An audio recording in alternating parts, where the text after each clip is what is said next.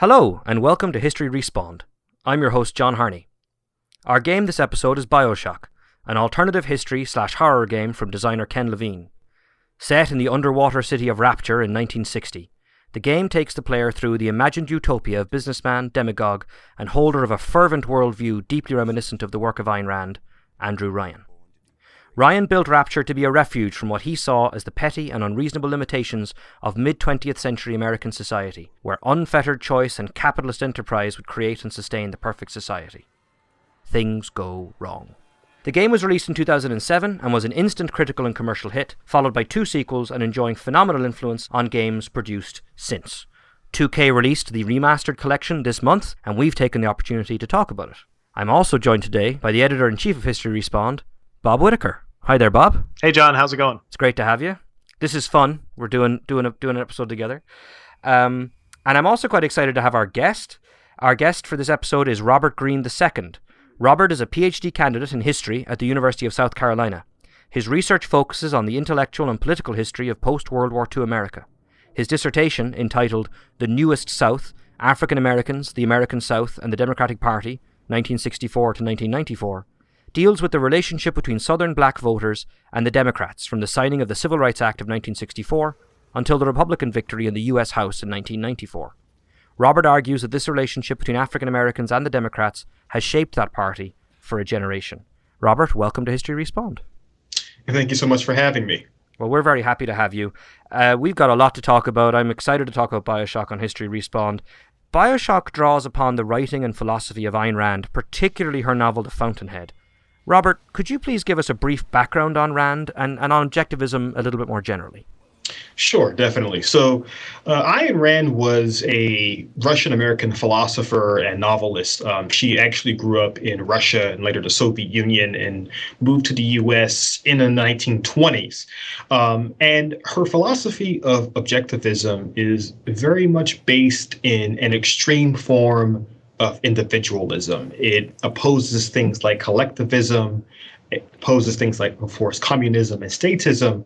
But for Rand, what's really important is the notion of self-worth and individuality. And so her philosophy deeply embraces laissez-faire economics. It embraces an extreme form of individual rights and liberty. And her objectivist philosophy has really been with American philosophers and American politics, especially on the right, since around the 1940s. I think that's a good way to look at Rand's career and her relationship to American intellectual and philosophical history. Great. And so that brings us, I guess, on to Andrew Ryan, who is, I suppose, is it fair maybe to call him the antagonist of the BioShock game? Certainly the City of Rapture is this kind of extension of Ryan's personality. Andrew Ryan has taken this idea and just kind of extended it out through every fabric of how the society is supposed to work. So this kind of unfettered commercialism, he sets himself up as a kind of a captain of industry, right? Or, well, I suppose he is a captain of industry. To what extent is the game in that sense echoing actual events that have happened in American history? No, that's a wonderful question. And I think you hit the nail right on the head. When Rand is writing her works like The Fountainhead, which was released in 1943, there is by that point a big anti-New Deal backlash among businessmen in the United States.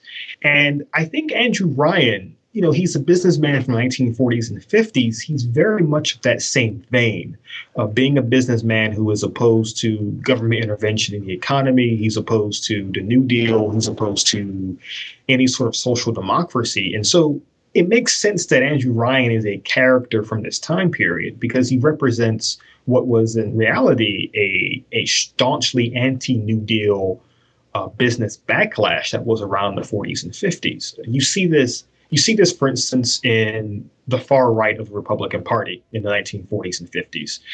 You see it represented in things like the John Birch Society to an extent. But you also see it in the fact that you have more and more businessmen rallying together to take on the New Deal in the 1930s, 40s, 50s, and even well into the 1960s. So I think what Ryan represents is an American businessman, but to the extreme of what Rand really wanted to see businessmen do. You think about her stories like The Fountainhead and Atlas Shrugged. They're both novels that are very much about businessmen and individuals taking on what she saw and what objectivists saw as a collectivist society, as a statist society that was far too beholden to the federal government and to the interest of what they would consider to be big government. So you see people like Andrew Ryan exist in the real world through these pro-business, anti-New Deal businessmen who are staunchly laissez-faire and are also deeply, deeply opposed to American liberalism and a New Deal. I mean, Robert, I wonder if you could, talk a little bit more about the political position of business leaders in American history. I mean, I think Ayn Rand, of course, is famous for making, the businessman, kind of the entrepreneur, as the kind of the savior of America in her books. But there is this kind of running trend in American life in which we look to business leaders for advice on things outside of business. We look for them for philosophical advice or how-to advice or self-help advice. And we also occasionally look to them, as many people in America today are looking towards Donald Trump, for political salvation. What is behind this trend in American history? That's also a wonderful question. And I think a lot of that relates to, first, the American ideal of individual liberties, individual freedoms. You see a businessman, and in American society, there's this idea that if you're a profitable, successful businessman, say Steve Jobs or a Bill Gates or even a Donald Trump, you're seeing in his campaign today, they're making themselves look like a self-made person, that there's someone who has triumphed against all odds and made themselves quite wealthy. In American society, having a lot of wealth equates with being successful, and it equates with being someone worth listening to. I would also go a step further and link it to older American ideas from the early republic of yeoman farmers, for instance, of people who are self-made farmers, individuals who are striking it out on the frontier, who are working hard and doing what they can to support their families. It is a bit of a stretch, but at the same time, I think you see echoes of that today with modern businessmen. You think about how people like Henry Ford or the Rockefellers or Andrew Carnegie and others have been held up in American history as exemplars of what a self-made man can do. I can tell you from African-American history, you even see this with people like Booker T. Washington, for example, talking about pulling yourselves up by your bootstraps. You see this same kind of idea all across American history. When I think of the BioShock series as a whole, and I kind of want to stick to the first game as much as possible, just to kind of mention that, in the series as a whole, there are these interesting themes, and this idea, the extent to which Ken Levine is working out perhaps his own reactions to the Tea Party movement, for example, right, very early in the 21st century, as we can now start to call it, and all these ideas. I'm really interested, as I always am with the games we cover, in how BioShock now persists as a kind of a piece of material culture of its time, and how we're talking about objectivism and how we're talking about the work of Ayn Rand. So earlier in the conversation, you did a lovely job talking about kind of the context of her work and the appeal of her work, and in particular how her work found a home among certain constituencies in the American political landscape. What do you think about objectivism now? Or its legacies, perhaps, might be slightly more accurate. Like, how do you feel about, because BioShock in its own way is interacting with this legacy of objectivism?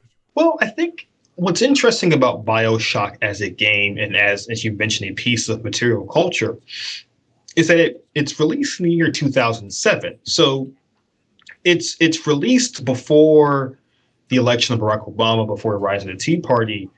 And yet, what I think it really symbolizes is how this objectivist philosophy has always been on the margins of American society, but it's never really completely left American society either. It's always lingering in the background.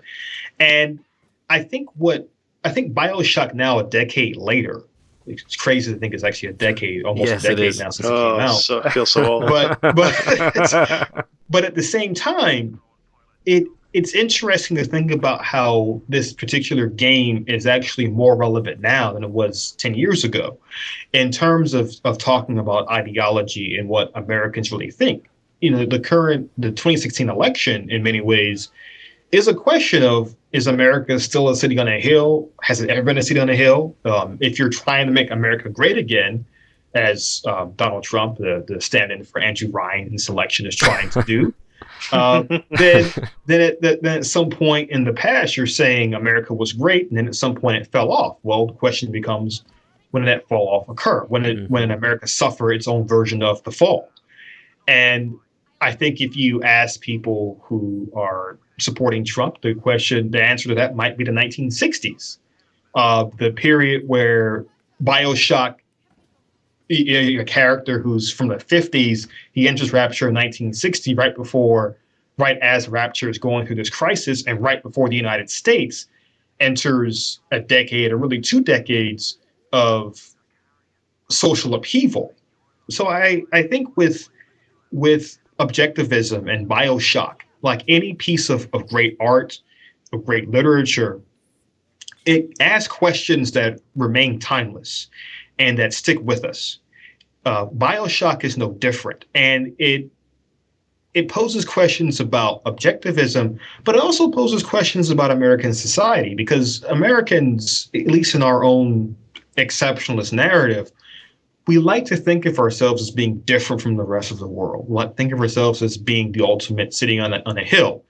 But as we've already discussed, in the 1940s, that debate was that question was seriously being asked about the U.S. being perfect, again, in opposition to Nazi Germany and the Soviet Union as well. But then in the 1960s, which is right where BioShock picks up in 1960, the 60s and 70s are a time period where the city on a hill itself is having these societal upheavals over whether or not it's actually that great city after all. And so I think BioShock really speaks to these deeper American questions of exceptionalism, and also of how America sees itself and how America thinks of itself as being great in the past, or hopefully great in the future. Yeah, I think you're right about the city on the hill narrative leaving in the 60s and 70s, but it's always interesting to me that narrative came back brought back by Ronald Reagan in his speeches. And of course, Reagan himself could be said to be maybe not an objectivist with regards to all of his policies, but definitely with economics was leaning in that direction with some of the deregulation of the economy, and in particular of the cuts to taxes during his presidency. So I think, like you said, it's kind of one of these things, these ideas that's always on the margins, but is never really left. And it kind of begs the question of, how is it going to iterate in the future?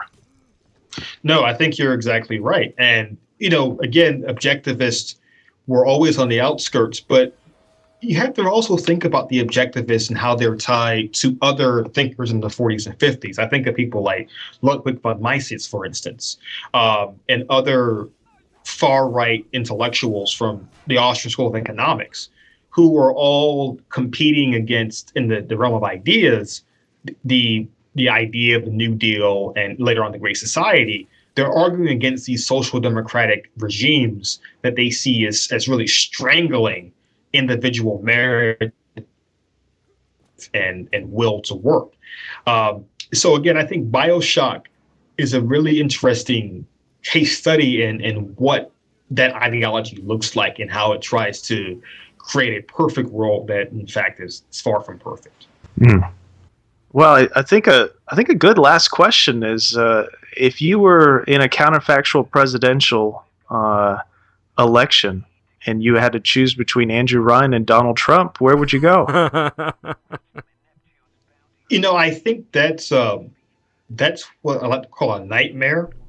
On the other hand, I think at least, well, look at it this way: if you'd have an Andrew Ryan versus Donald Trump election, we do at least have a record of what Ryan would do as president, which is not a very good one. So suddenly Trump would not look so bad. But I think the answer to that question would be, how in the world did we get to that point as a country? where objectivism is actually part of the national conversation to an extent that it never has been before. On the other hand, you could also argue perhaps Ryan having enough money to build his own city proves he's a better businessman than Trump. Ooh. But that's neither here nor there. Oh, well, so it sounds like we're going to go with the devil we know rather. I don't think Donald Trump would like that point about Andrew Ryan being more successful financially, but you know. But hey, listen, Donald, if you're a fan, you know, spread the word, tweet about us. We're okay with that. Hey, look, Donald, make Rapture great again. Come on. Well, thank you so much, Robert, for being such a great guest. We really appreciate it. Oh, thank you very much for having me. No, and thank you too, Bob, for joining us for this episode. It's fun. Hey, it's my pleasure. Yeah. And thanks everybody for watching. If you don't already subscribe to the YouTube channel, please consider doing so. On the YouTube channel, you'll find links to our Patreon page if you would like to support us, and also links to the podcast. You can find us on Twitter at HistoryRespawn, and also at our website, historyrespawned.com. Would you kindly go along and have a look?